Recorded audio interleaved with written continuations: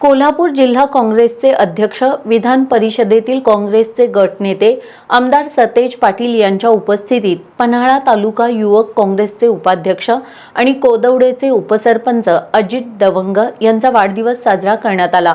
यावेळी आमदार जयंत आसगावकर, गोकुळचे माजी चेअरमन विश्वास पाटील आबाजी, गोकुळचे माजी संचालक शशिकांत चुएकर आदी मान्यवर उपस्थित होते। उपसरपंच अजित दवंग यांनी सामाजिक बांधिलकी जपत वाढदिवसानिमित्त बालकल्याण संकुलातील मुलांसाठी कडधान्य, डाळी आणि खाद्यपदार्थ उपलब्ध करून दिले।